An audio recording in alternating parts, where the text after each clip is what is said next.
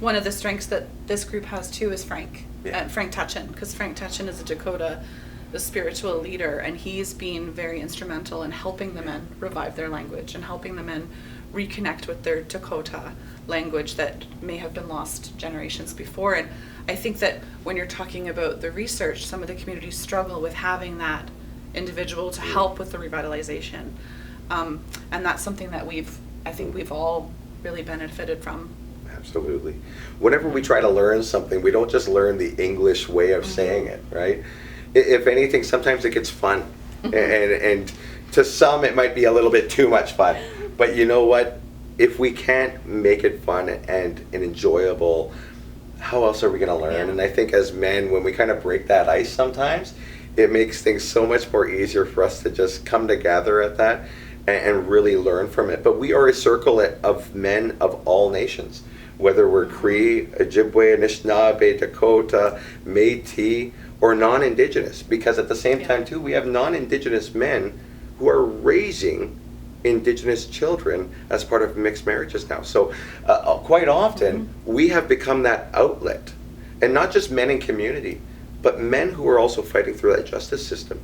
Being able to find a circle of support within your home community that will take you in and that will give you a second chance, a third chance, a seventh chance. Our door's always open.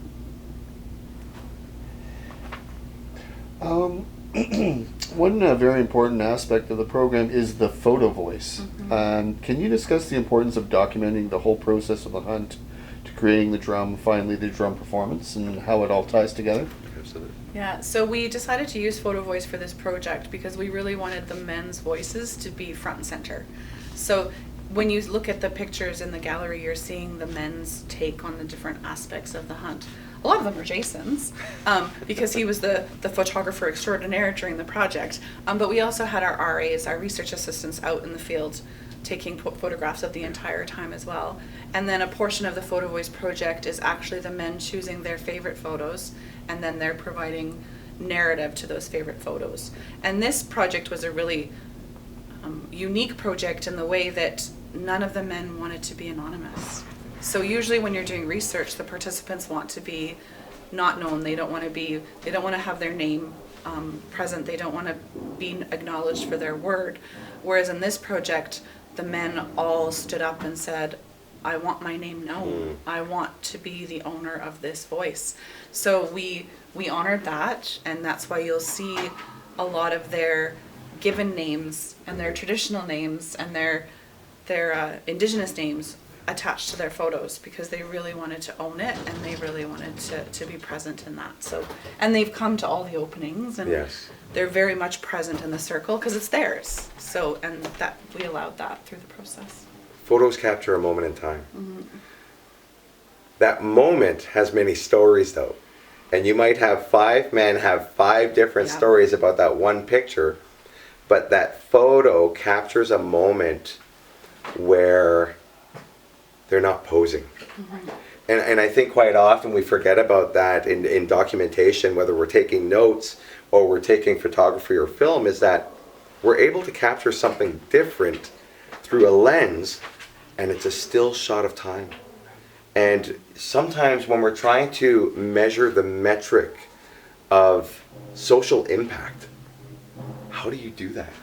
Right? How do you measure social impact?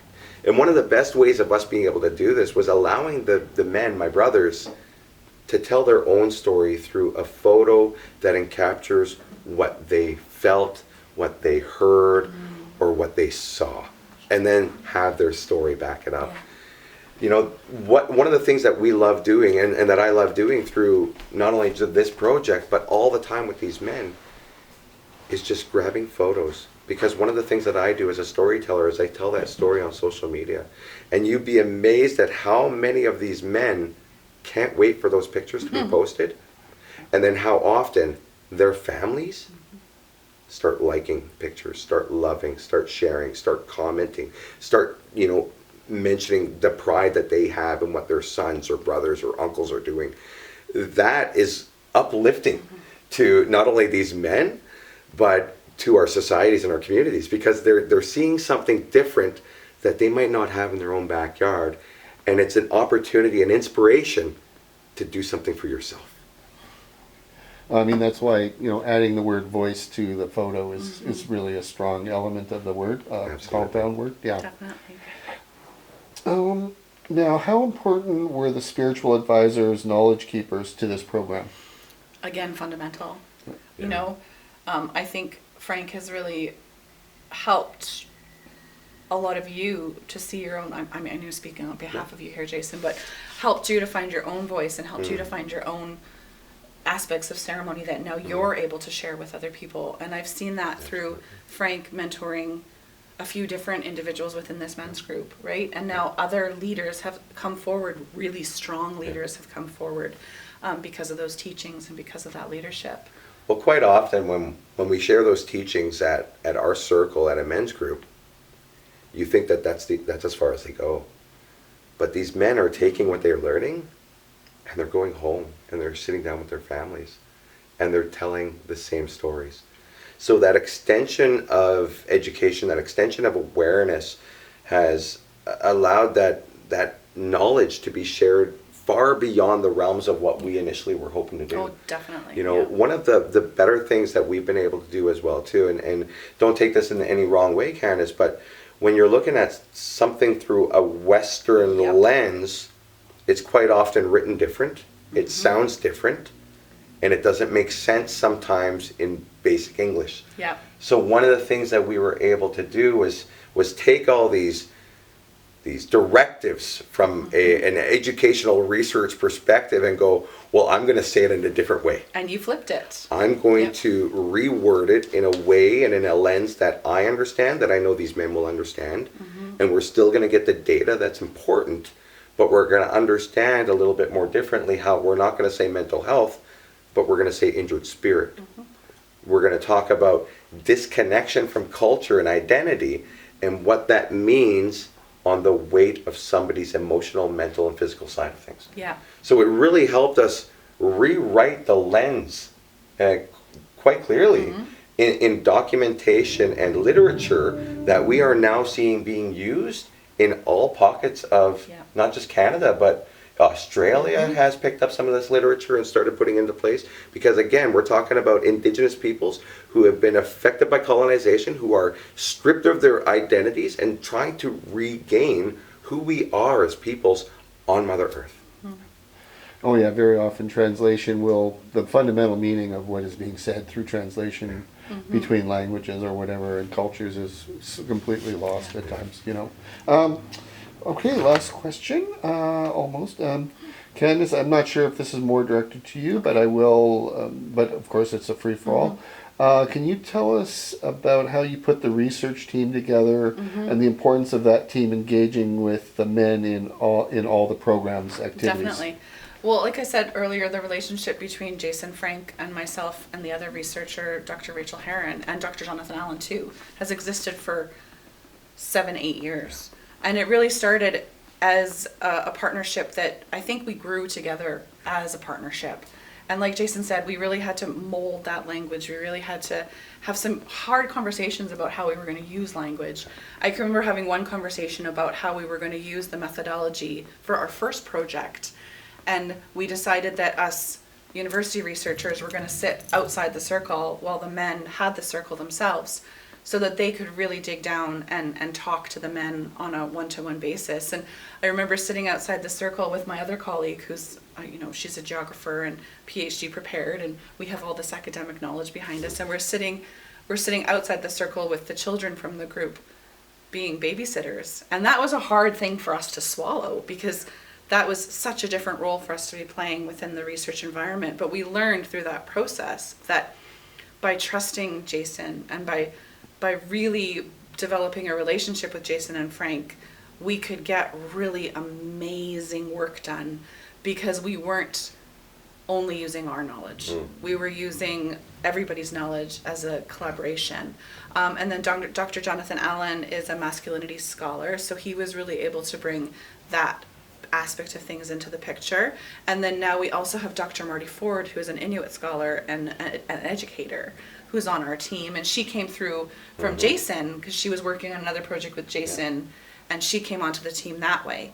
And then we had 2 research assistants that were with the project for a really long time. Stephanie Spence is an Indigenous. She's in her 4th year of psychiatric nursing, which is the department that I'm originally from.